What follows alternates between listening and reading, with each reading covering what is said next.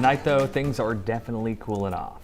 Yeah, it almost feels like fall. It did very early this morning, got my sweatshirts ready. Yeah. Not quite as cool this morning coming up, but still a little bit fall-like out there. But we've had a stretch of some nice sunny weather over the past couple of days, and that is going to come to an end for the weekend, unfortunately. But looking at the radar out here, it's been pretty clean over the past couple of days. Today is no exception, with the one exception of this little thunderstorm that popped up just north of Reed, coming through with a little bit of lightning, but other than that, everyone else is seeing pretty clear weather over the course of tonight and early tomorrow morning.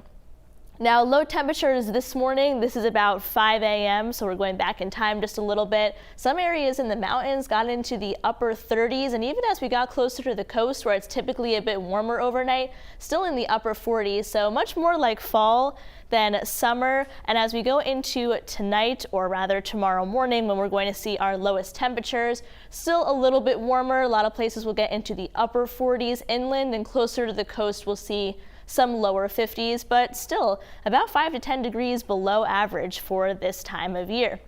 Now we are going to jump back because we'll see some sunshine early in the morning, giving us temperatures tomorrow in the mid to upper 70s, a couple 80s possible by Bangor and Augusta. But over the next couple of days, when we have a front moving through, our temperatures aren't going to be quite as high.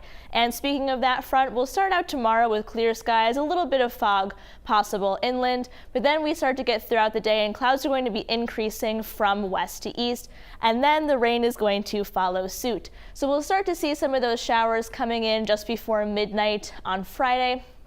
And then we'll start to see some of the heavier rain move through just before sunrise on Friday. A lot of the bulk of the heavier rain is going to be south of us, but we are going to see off and on showers throughout most of the day, so it isn't going to be very nice. And as we get into the afternoon, we'll start to see some clearing in western Maine and New Hampshire, but that's when some of the heavier rain moves into down east Maine. And then as we get into Saturday, it will be a bit of a drier day, but we're still going to see off and on showers throughout the day. The models have started to get into more agreement about that, so we like to see it. Unfortunately, it is meaning more rain for Saturday.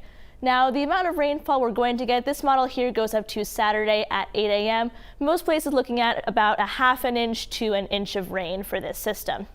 So if you're going to be out on the water, seas 1 to 2 feet and the water at 64 degrees.